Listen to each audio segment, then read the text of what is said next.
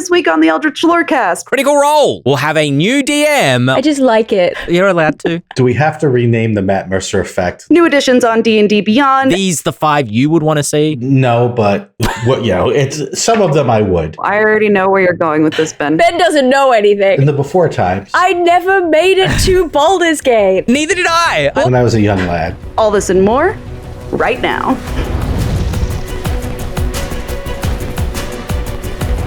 Hello, everybody, and welcome to this week's episode of the Eldritch Lorecast, the #1 tabletop RPG podcast in all the realms, unless you're going to Gen Con. We were sort of half there, half not. But we're going to find out about that all in a moment. My name's Ben Byrne, if you've never listened to this before, and I am joined unfailingly always by Dael Kingsmill, Shawn Merwin, and joining us this week in place of James Hake is Hannah Atkins from Ghostfire Gaming. Hannah, welcome to the Lorecast. Thank you so much for having me. I'm super excited to be here. For folks who may not be familiar with you, you've been around the traps before. You used to do work for comicbook.com, kind of writing articles and things over there. Where else might have people seen your work before? Correct. I was on comicbook.com for a while. I was one of 2 people who did tabletop gaming coverage. So we were spread a little thin. I also was working on a YouTube channel for a while called The Character Sheet before that was purchased by new owners, and they kind of swapped the team around a little bit. And then I was also doing a YouTube channel called Above the Table for a while, where I shared some wildly inappropriate hot takes about Warhammer on a weekly basis. And so that's probably, if you've heard my voice before, you've either heard me talk about Warhammer or Baldur's Gate 3. Oh, okay. Well, we might have a Warhammer watch on this week's Lorecast because you've piqued my interest. You were just at Gen Con with Shawn Merwin. Hannah, how was Gen Con this year for you? Gen Con was incredible. I'm exhausted and honestly running on caffeine and like the little bit of chaos that's lingering in my body after Gen Con. It was sold out all 4 days this year. So there were a lot of people to talk to. There was an abundance of things going on, whether it was live plays or actual plays and fun events. There were signings all over the place. And then, of course, the exhibitor hall was just massive this year. It was constantly packed. People were constantly walking around and buying things and talking to all of the lovely people selling their wonderful games. A lot of dice at this Gen Con, which was super dangerous for me because I love a good set of dice. But yeah, it was incredible. We had a lot of really great interactions with people at our booth, which is where I spent the majority of my time this weekend. But I really honestly can't remember a Gen Con that felt like there was this much energy. And this is my 7th one. Man, now I'm starting to feel like I missed out. Shawn Merwin, how was your Gen Con? The term chaos rings very, very true. So we were talking about this at the Ghostfire booth. There's chaos, but it's sort of controlled chaos. And there's that energy of, yes, I don't know what I'm doing, but there's a path. This Gen Con was chaos. The very first day, I walked in at about 10:30 to the dealer hall. And generally, there's lines crisscrossing and you don't know how to get where you're going. This was, you stood there for 3 minutes and no one is moving around you because it was so busy that you just couldn't move. That was the energy of the first day. The first day was as busy as any Saturday afternoon or Saturday morning that I'd seen at Gen Con. Luckily, I didn't have to spend a lot of time in the dealer hall because I was running organized play stuff. I was having meetings. I was doing a bunch of different things. So I got to see all sides of the show this year. Dael Kingsmill, how was your weekend? Was it good? Did you do anything? It was good. Yeah. I had some ice cream. Ice cream, great. Yeah, cool. Hung out with my sisters. Sick. Yeah. Love it. Shawn, folks are dying to know, because I am. How did the Grim Hunt go in the end? That was Ghostfire's organized play that we did at Gen Con this year. I've seen a couple of photos from it. I couldn't imagine it having gone much better than it did. We launched with season 1 of Grim Hunt. So we had 3 adventures. And then we had an epic adventure that also ran. We tried to keep it limited. We partnered with Baldman Games, who hosted us in their area. That was also sponsored by Wizards of the Coast. So lots of great signs, D&D pinball machines as far as the eye could see, lots of decoration. It was quite fascinating in that aspect. And then we were running about 4 tables per slot of Grim Hunt, and then a few Ethereal Expanse tables. But for the most part, the DMs we had were great. Some of them we recruited directly from our fan base, so that helped.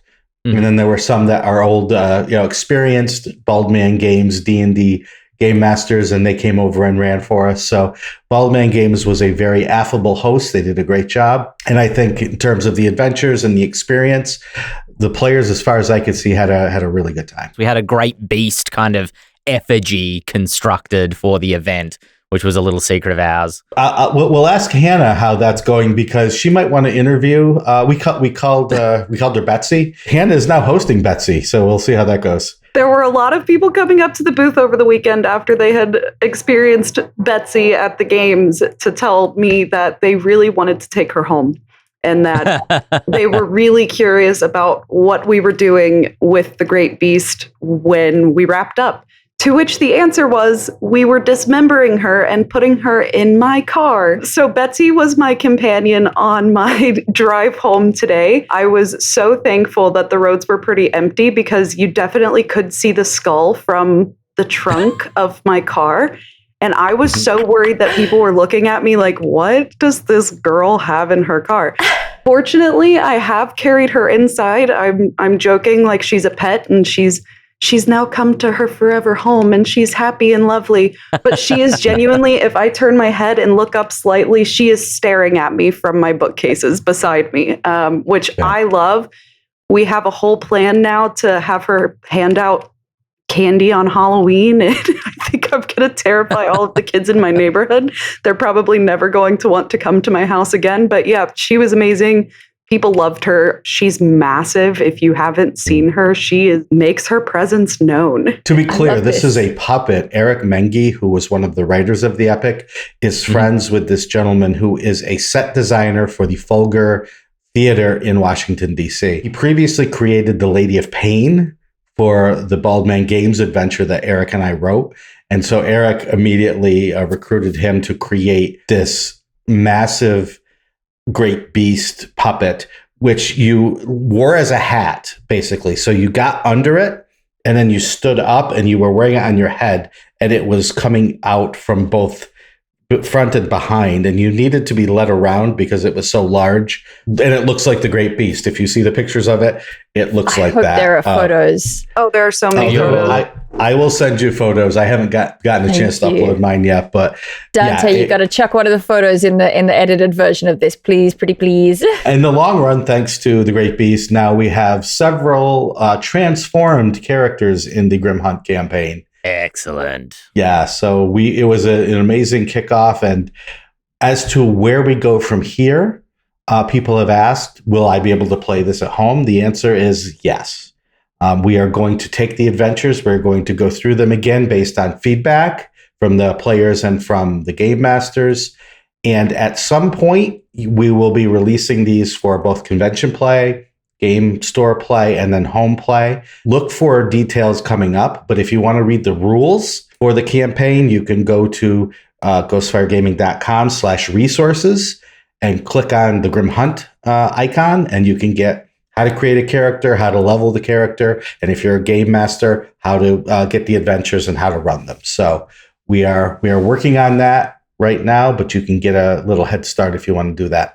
That is excellent, because folks have also been asking in the Discord, they've been asking in comments on YouTube videos when the Grim Hunt is coming. And honestly, I'm excited. I helped to draft the adventures or kind of scope them, but I haven't read them in detail yet. So I'm excited to go in and see how the writers fleshed them out. But I'm also excited to hear that it went well to start work on Chapter 2 of the Grim Hunt for next year as well. And already ideas are percolating. Good to hear that people got transformed as well. Because there's, Grim Hollow as a setting, there was a challenge. There was a lot of discussion between us in terms of this is an organized play. It has to have a forward momentum, arguably even more so than a standard adventure where the GM has a bit more fiat to kind of move things around. It has to invite people into it and encourage them to come back to conventions and not just be like, oh, so sad, you died. Oh, sucks to be you. Yeah, and at the end of an adventure, each adventure, you get an adventure diary, which is a single sheet of paper that goes over what happened in the adventure and any story awards. So any transformations, anything that might permanently affect your character, you get the check mark based on what you did, your choices.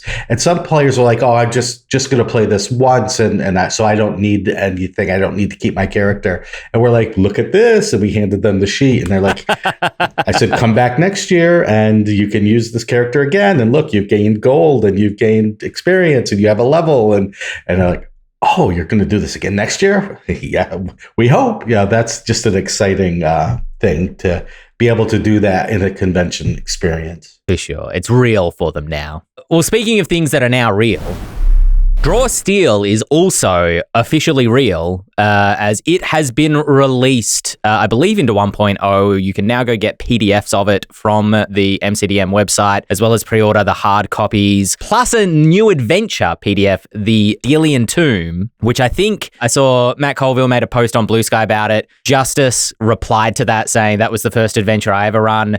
That was also the first adventure Ben had ever run as well. Just kind of threw it together from Matt's video back in the day. I feel like a lot of folks that entered the game around the same time, that's going to be a true story for them as well. Dael Kingsmill, you are playing the Delian Tomb in an actual play on the MCDM YouTube channel. How are you feeling about it? How's everything going over there?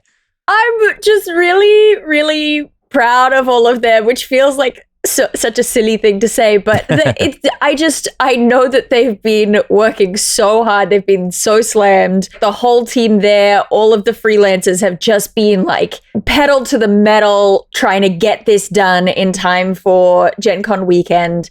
And I'm really impressed that they managed to do it, because it's not small. Like when we talk about the Delian Tomb, it is a big document, because I feel like those of us who are familiar with the original Delian Tomb from Matt's video, it is a 5-room dungeon. It is the simplest thing. The premise of that video was, you're going to run D&D tonight. Here's how simple it is. Boom, boom, boom. Mm-hmm. But this was, how do we flesh that entire thing out? And it's, I think, over 100 pages at least. It's just this massive thing. And then on top of that, to see people like Jen Kretschmer really pushing the boundaries of what accessibility features they could fit into this PDF, seeing all the artists get to chime in on the stuff that they did, that they've been working on for such a long time, seeing all the adventure designers and all of the writers and the editors chime in on what they did. I don't know. It's just really exciting to see it all come together. I just like it. You're allowed to. That's fine.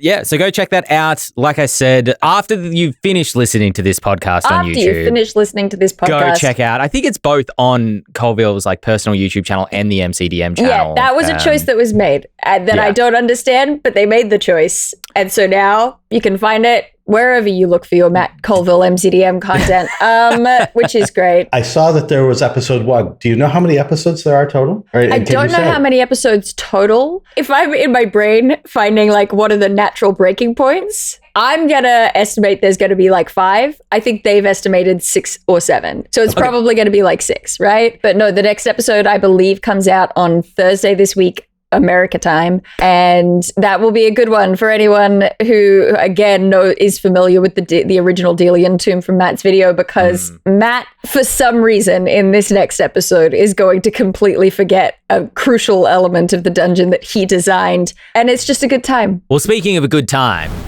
Critical Role announcing their 4th main campaign will have a new DM. Oh, mystery. Oh, who could it be? Oh, unexpected mystery. It's Brennan Lee Mulligan. Will be GMing the Critical Role 4th campaign, which is the first time that Matt Mercer has stepped away from GMing a main campaign of theirs.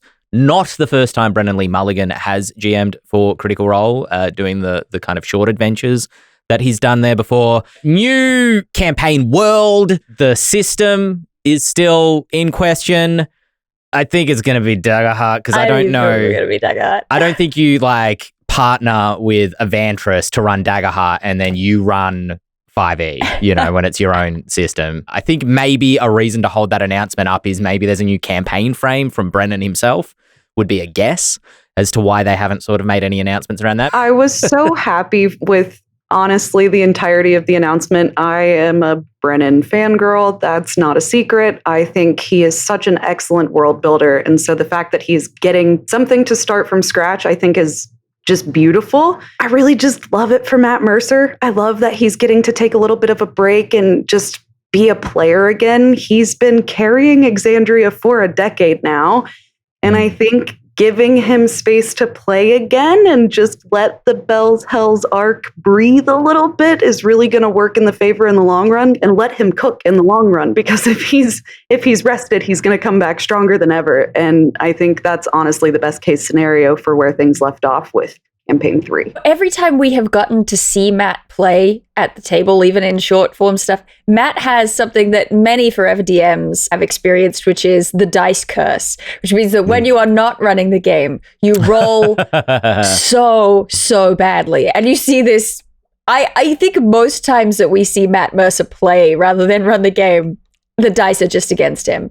So it's going to be, I think, wonderful to see him play over a longer term campaign where that average can finally even out a little bit and he can just enjoy a character's arc rather than having to. I feel like there have been some characters we've seen from him that were designed to try to avoid rolling dice as much as possible.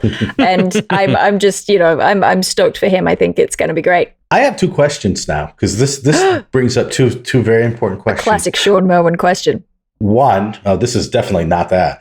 Do we have to rename the Matt Mercer effect the Brennan Lee Mulligan effect? And 2, will now the Matt Mercer effect apply not to game masters, but to players?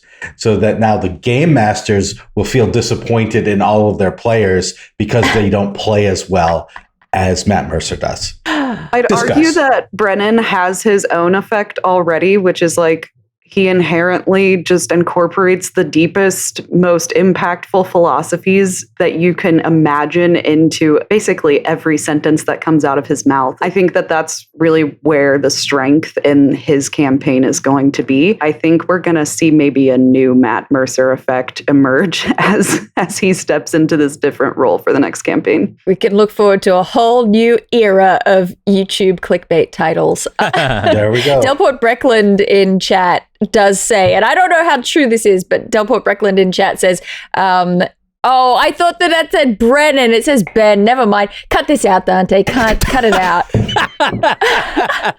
All right. Fair enough. I don't care about what Ben said. Ben doesn't know anything. So this is a Twitch exclusive. What does this mean for Dimension 20? Dimension 20 has been GN'd by a lot of people, not just Brennan, over the years in the long and short campaigns that it's done. So I can imagine somebody else stepping in there. But I'm just, for me, not to sound boring, but from the business side of things, I'm like, how much of a job is this for Brennan? Like, obviously, there are the hours recording, but I got to imagine that he's in meetings, like creative meetings with Marisha and Travis and Matt going like, all right, this is the world I want to create. And they're going, okay, these are the company goals. And then how much time is he spending creating that world with productization in mind as well in the long run? Like, is he now, like, it just feels like Critical Role is sort of absorbing so much talent from the industry and bringing them into the fold. I'm curious as to how much he's still going to be present on Dropout, or how much he's still going to be kind of bouncing around other places. Well, he also, there was the announcement that he signed the 3-year contract with Dropout or whatever. So I don't think we're going to be losing Brennan from Dropout stuff. I think that the key to remember is that both of these shows pre-record now. And in the case of Dropout, pre-record by quite a long way. There's something like 6 months ahead on their release schedule, something like that. I'm probably pulling that number straight out of my butt. They're very far ahead of time. So I suspect that they have a lot more wiggle room to figure out that kind of scheduling and make that dynamic work. My question is, what does this mean for time he can spend with his baby? Yeah, I mean, there were jokes going around, I think particularly campaign 2 or 3, that because they were working on the Critical Role books that came out, as in the campaign guides and things, that Mercer seems to have physically aged during that time. I think it's just when his beard started to get some grey in it. So we'll see if it has the same effect on Brennan. But I can't imagine it's an easy or straightforward job. But we will be excited to see what happens, just as I'm sure some folks are excited, or possibly gnashing their teeth, about Paizo releasing Abomination Vaults 5e onto D&D Beyond, which, speaking of how old this podcast is, it was like episode 20-something when we first talked about Abomination Vaults being a 5e product, and we were like, oh, Paizo and getting into the 5e. Oh my goodness. And that was the clickbait for that week. Paizo are publishing one of their Pathfinder adventure paths as a 5e module. What it sounds like, not what's true, but what it sounds like is they're giving up on Pathfinder 2 and putting out 5e content, which is not true. They're not giving up on 2e. What's really noteworthy is the bad blood that has been airing between Paizo and Wizards over the course of the last few years. I would not have imagined that Paizo would have ever put out a product compatible with a Wizards of the Coast product, just because that would be admitting that anything that Wizards did was okay. I don't know, maybe this will be the clickbait for this week. Shawn, are you surprised? You don't look surprised. I am as far from surprised as you could get. We are seeing everyone partnering with or putting stuff on D&D Beyond, partnering with Wizards, and companies like to make money. And Paizo likes to make money just as much as Wizards likes to make money, just as much as anyone listening probably likes to make money if you like food and shelter and clothing and such. So, yeah.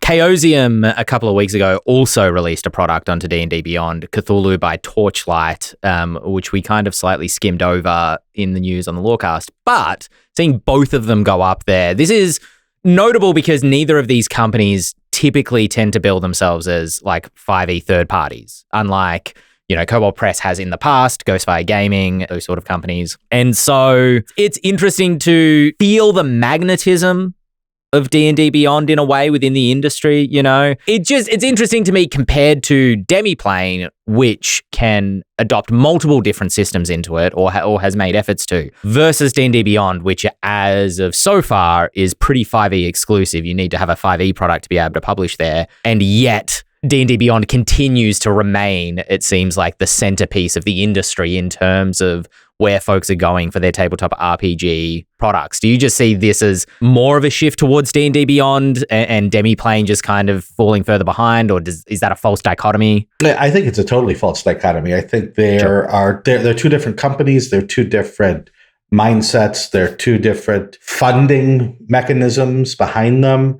It's very different. Demiplane is in the news because of its ties to Daggerheart. I don't know if we put this in the news, but they announced at the Daggerheart launch that they had 500,000 characters created in Daggerheart on Demiplane. Oh, wow. And now I don't know how long, if that was part of the playtest or if it was recently, but 500,000 characters is a lot of characters. And only half of those were mine. So the other half had to come from somewhere. Similar technology, but different goals, different ways of looking at it, different partnerships. Nothing will surprise me in these wild times as more and more people come into the hobby with more and more revenue at stake. We will see probably even more interesting partnerships as time passes. You don't see this as and I'm not saying it is an intended as an open question. You don't see any sort of either or. Do you think the D&D Beyond acts as a gateway for people to get to Demiplane when they want to try other systems? Like, I'm just curious as to the relationship between these two platforms. I suppose, Roll20 and Foundry also kind of bolt, and Codex from MCDM also kind of bolt onto this. Like, will D&D Beyond remain as the gateway for most people into the hobby? And does that matter? I don't know. I think there will be two gateways. I think if you're playing Daggerheart, the gateway will be Demiplane. If you're playing D&D 5th edition, if you use these digital tools. If you don't use these digital tools, some other gateway will be there. We may see other gateways open as more people come in, more businesses come in, more, like I say, more revenue, more funding. If the pie that is tabletop role-playing games expands enough that it starts to look like the pies of streaming and the pies of video games and other things, where there is more money to be made, there will be more money invested.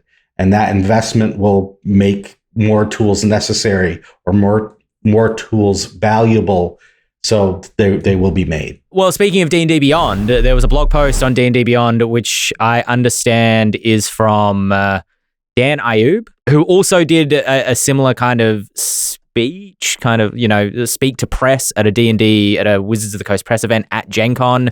Apparently, the blog post was very similar to what was said.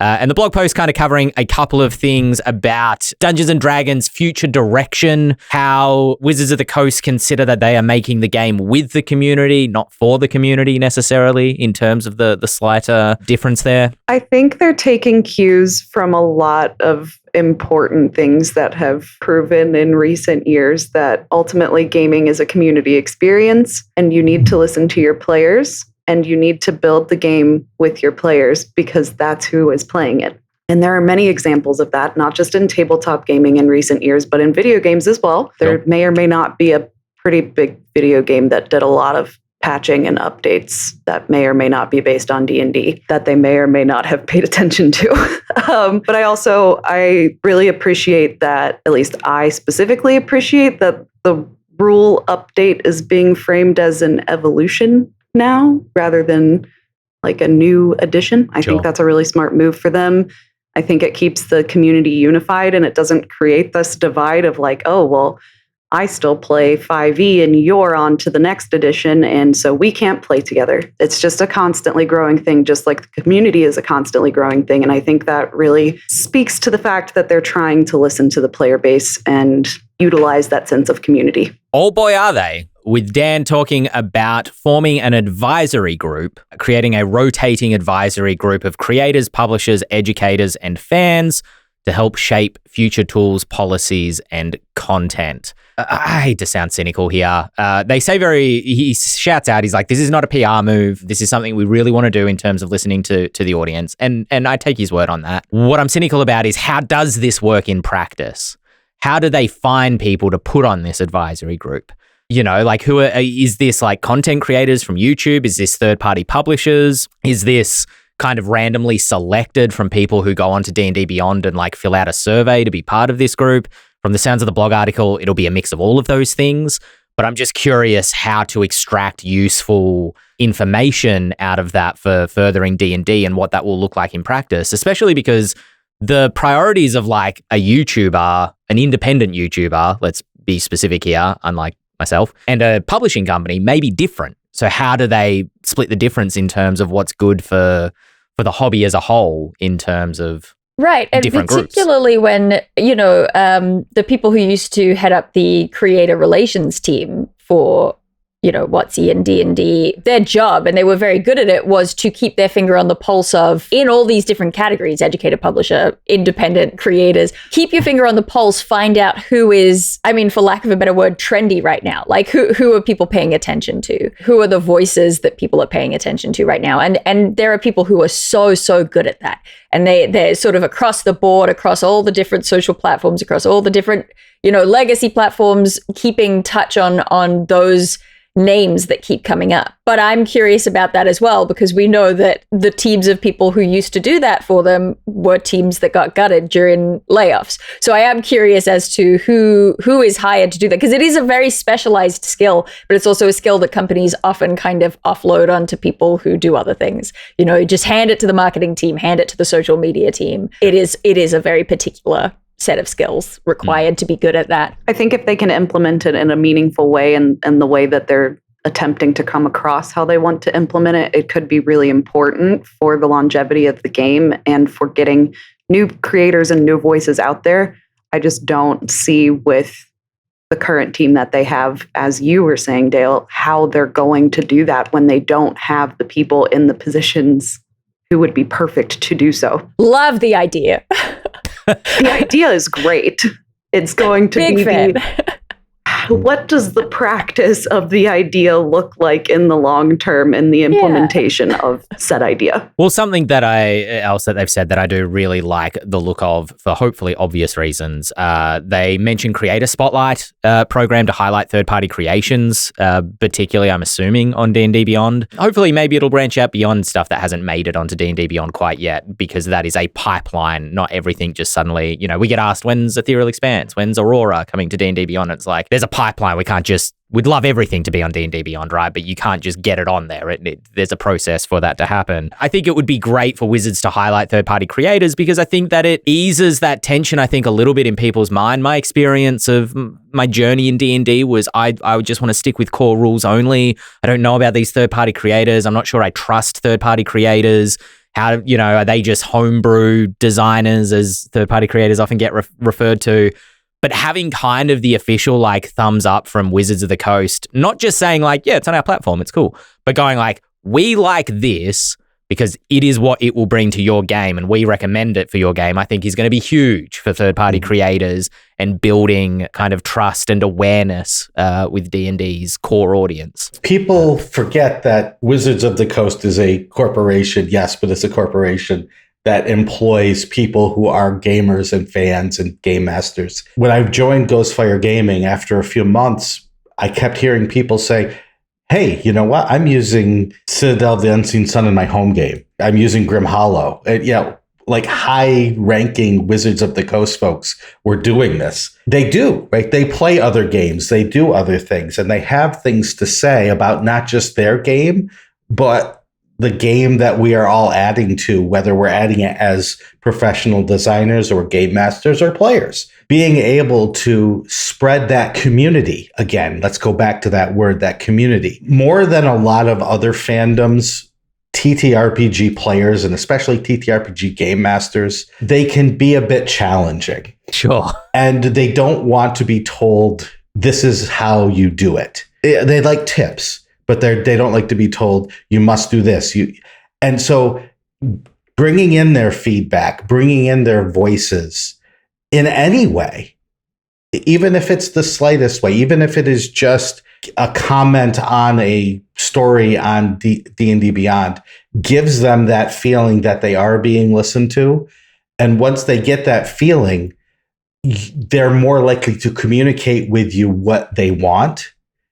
Because if you're just saying, this is how you play the game and we're going to give you this book and you like it, they're going to turn it off. But once they feel like they're being heard, then they have that freedom to express themselves in what I will call helpful ways to build the community. Well, speaking of continuing to community build, the last two bits that came out of that blog article, first of all, promising a rolling SRD. Will continue to be updated on a rolling basis to stay up to date with errata. Whether this means, because one of my little bugbears as a third-party creator with the previous SRD was that it was never updated to include things from Xanathar's Guide to Everything, Tasha's Cauldron of Everything, Sword Coast Adventurer's Guide, which is fine. The intention was not that you just use subclasses from those books necessarily.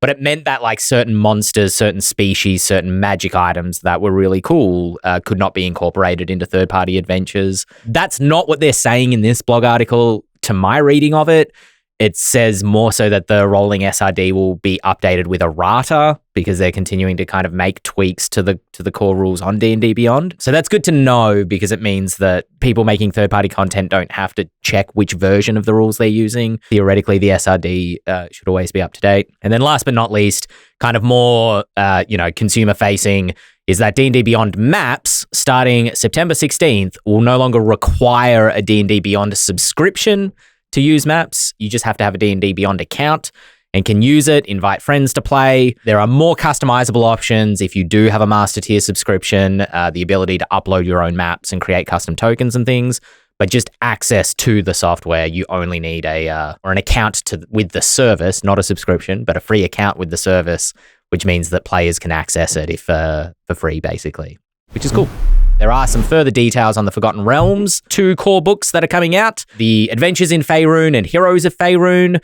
Last week, I was talking about how I'd really like them to drill down in detail into some specific places in the Forgotten Realms to give flavor of those places. They appear to be doing that. They are going to be highlighting within Adventures in Faerun, Baldur's Gate, Kalimshan, Dael lands, the Moonshade Isles, and Icewind Dale. Lots of Dael highlighting in there. Dael, how are you feeling? As there should be. Everything's right in the world. Are you a big fan of the Dael lands? I know nothing about them. That's ironic. What about Icewind Dale? I watched a video that someone made where they did a summary of the adventure of Rime of the Frost Maiden, and every time they said Icewind Dale, every time they said Dael, there was a hidden me somewhere in the picture. So I know that. Whatever they said in that video, that's what I know.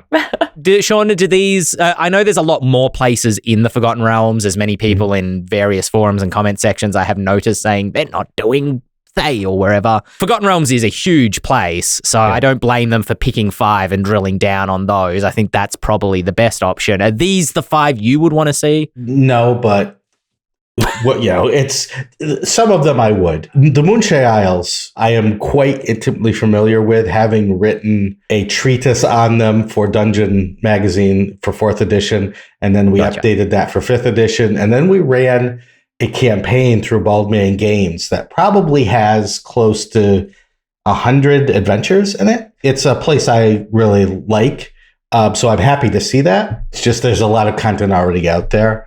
Icewind Dale. No offense, Dael. We've had enough of Icewind Dale. The Dael lands are cool. I like the Dael lands. Baldur's Gate, again, I think we've seen enough of Baldur's Gate through various media, if you will. There's no such thing. Yeah. Well, it depends. Again, there is such thing.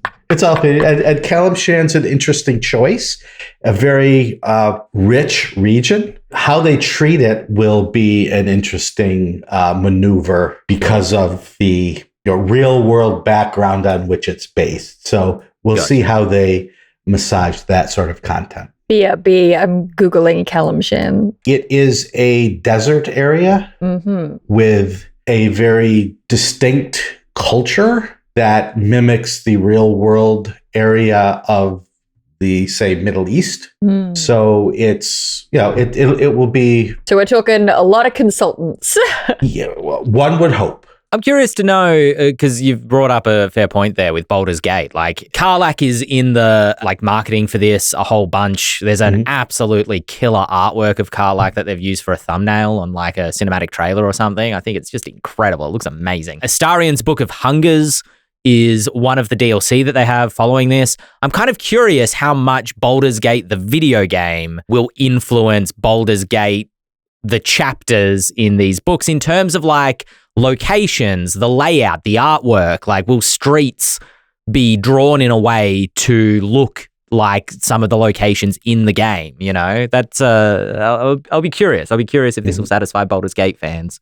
Hannah, is there anything specific from Baldur's Gate you would want to see in this book? The cult in the sewers. Just give me more of the ball cult in the sewers. That's truly mostly what I want from here.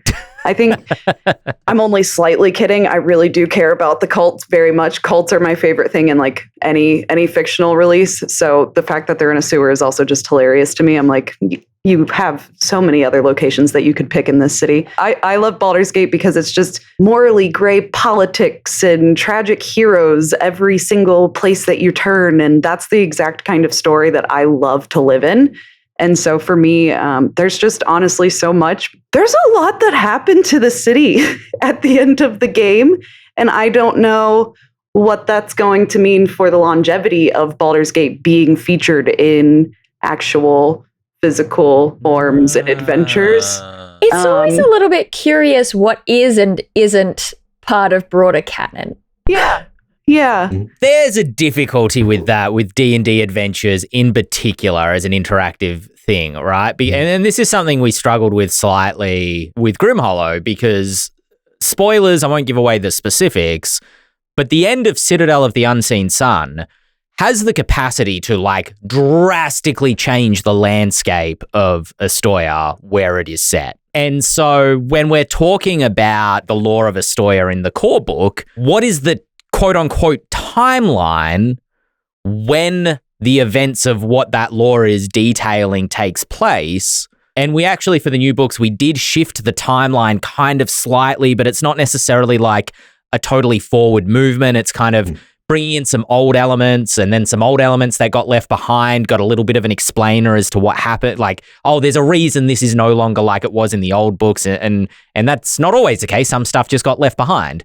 But like the decision about where you, particularly for a setting guide, you were trying to create a sandbox, a place for people to play in and create their own stories and their own adventures, balanced against creating a place that's not boring, that's evocative, and it's got stuff going on and things will happen there, you know, that the party can involve themselves with. So I think it's a totally interesting question, Dael. I'm going to admit Hannah's potential scorn. I never already finished know Baldur's where Gate you're 3. going with this, Ben. It breaks my heart every time. I never made it to Baldur's Gate. Neither did I. I One literally day saw I it in the will. horizon and I was like, I'm good. I intend to. It's just that I get to that point and I'm like, what if I did it again from the start with a different character? And then I do that. I won't horrifically spoil the ending because I really well, there are so many endings, so it's pretty difficult for me to do that. But I think it's worth experiencing at least one of those very different endings. But there are some overarching themes that happen, and there are some pretty finite endings for characters where their stories leave off. That, again, without spoilers, the fact that Astarion and Karlach are in Baldur's Gate, period, is indicative that this is taking place in a time that predates Baldur's Gate 3. Yeah, okay. See, that was interesting because when it's like Karlach's on adventures with Drizzt and the guy with the eye patch, I can't remember their name, and whoever, Shalalamalalax or something. Yeah, that's it. Whatever they're doing. Jalaxel? Yeah, that guy. I knew there was an X in there somewhere. You were so close. I was like, so is this like my brain did go to when is this set? I guess Karlach is just a character that like knocks around the Forgotten Realms. The ultimate answer is it doesn't matter because it's up to the players to tell their own story. But that's the tension that you create, is that I think a lot of players want to know, want a strong sense of timeline and like canon and where does their story fit in. It's why Star Wars games or like superhero games literally set in the DC or Marvel universe kind of inherently have this tension of like, well, I just want to be Batman, you know, I don't want to be Starman or whatever, you know. But Batman. Then how do you create stories in and around the established canon of those things? Well, and it feels like, because, you know, you bring that up, Chad has been bringing up whether it's more like the MCU or DC. And I do think there is something like that. It's like every time DC decides that they're going to reset the world and they go, all right, New 52, Sure. All right, here's what we still have and here's what we don't have. But then you end up with these weird little pockets where it's like, well, you didn't explicitly say that this didn't happen to Batman. So we have to assume that it still did happen to Batman. But now and you have the new DC thing of Elseworlds where it's like, this is what's happening here. This is what's happening in this, not necessarily multiverse, but it's just an entirely separate thing. Don't ask questions, please. This is happening in a pocket universe. It's very what if, Marvel what if. But which one of the canon universes did it sort of sprout off from? And everyone's trying to figure out answers. And you're right, Ben. Ultimately, it doesn't matter. Ultimately, it's just like, I don't know, man. We just wanted to see Batman and Superman fight while they're old. Karlach is awesome. People love Astarion. It'd be silly not to include those two. I mean, for me, it's kind of like, this is the tension they've created. I don't even think it's necessarily like a problem, but it's the tension they've created by trying to mascotize these characters, because we talked previously about how D&D can be difficult to market because it doesn't have recognizable characters, kind of by design, that you are meant to bring your characters into it. But since kind of mascotizing and trying to create these recognizable characters, you know, you create to me, it's like an action figure. Like, I love Karlach. I think Karlach's great. I would love to have Karlach as an NPC. Heck, I'd love to play Karlach. Like, I'd just be like, yeah, all right, I'm making my barbarian to be kind of take tiefling. I don't know if you're aware of that. I'm playing Will at the moment in Baldur's Gate 3. I heard that Will was a pretty good kind of origin playthrough because Will's the most blank canvas out of all the other characters. That was the YouTube claim. That's not my claim. That was the YouTube claim. So that's why I decided to play through as well. But in the before times, when I was a young lad, the two most hated characters in the Forgotten Realms were Elminster and Drizzt. And then the two most loved characters in Forgotten Realm were Elminster and Drizzt. They were loved by the people that read the novels, and they were despised by the people that played the game because they didn't want these two larger-than-life people in their game. They loved to read about them. I don't know if that's changed or not with the changing of how we tell stories and how we play stories. And I don't know. It's a fascinating question, and it is imperative to us as adventure and campaign designers because we need to know what's going to resonate with players and what is going to not make a ripple or what is going to be actively despised. It's hard to say. And that's why, as much as multimedia infiltration of one type of game or media into another is sought, it is also by some just actively resisted. You know what I think the difference is there as I'm thinking about it, Shawn, is as we were writing Grim Hollow Transformed and we're adding interesting NPCs to the world of Grim Hollow, to the different regions of Grim Hollow, we're introducing knights into Charno. We're introducing monster hunters or vampire hunters to Astoya, But a lot of these characters that were introduced, I think this was, I'm going to say for me, a semi-conscious thing, not entirely like deliberate, but reflecting upon it, I think potentially deliberate, was that none of these characters that were created, unlike Drizzt and possibly Elminster, none of them are adventurers themselves. They have kind of connections to the world that put them in a spot where they might be knights or monster hunters or Valakan raiders or some other adventure type person, but they're not an adventurer. They're like a military commander, they're a city mayor, they're something like that. So that there's still that space left for players to insert the main characters of the campaign. As you're creating these NPCs, you're creating background characters or supporting characters that are fun for the GM to play, but they're not overshadowing or taking the role of the player characters, which I would, ponder whether that's why Drizzt was disliked by players of the game. And the tension we're having here with Karlach, because Karlach is inherently, and the other character, Astarion, is inherently an adventurer, that takes the center stage of the adventure that they're in. So yeah, I don't know, just something for people writing adventures or writing settings to be aware of in some capacity. But do background characters make good mascots, Or writing fiction. Don't make the party that you're putting together actual adventurers, but make them something other than that. They can still have power, but they're not your typical throw the axe over the shoulder, grab an ale in the other hand, and march into the tavern looking for what to do next. Come at it from a different direction, I think.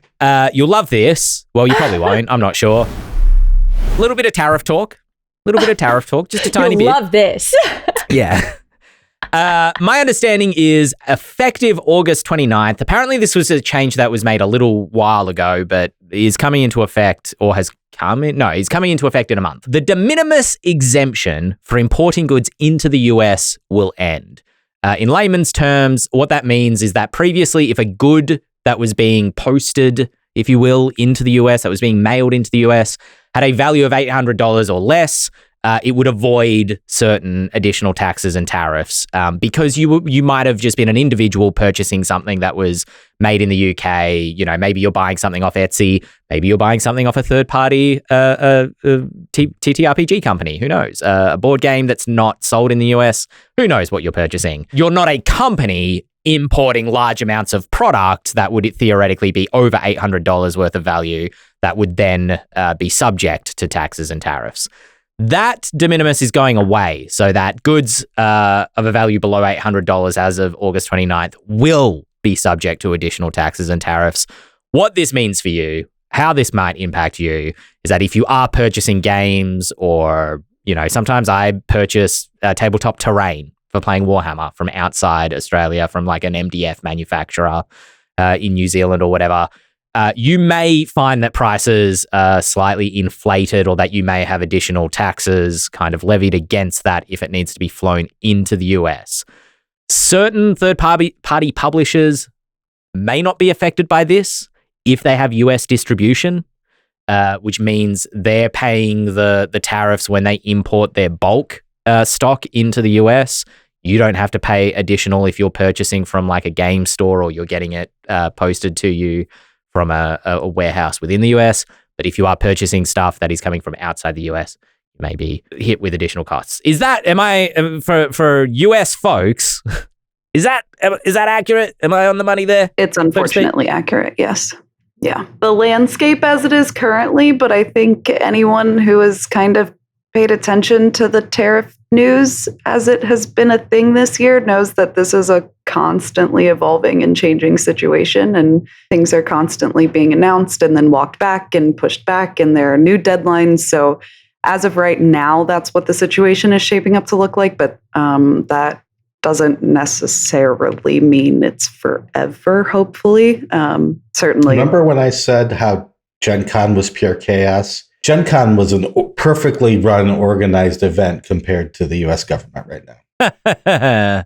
Yeah, well, I kind of want, particularly for board game manufacturers, product manufacturers who are coming to Gen Con from outside the US, whether there was kind of this is pure conjecture, but a bit of a scramble to try, like, get it at Gen Con so you don't have to pay on postage is a common refrain at many conventions. Whether that was felt particularly keenly this year, who knows? Who knows how aware people were of this? And then last but not least, a listener email that came in this week to Michael in chat, as they are known.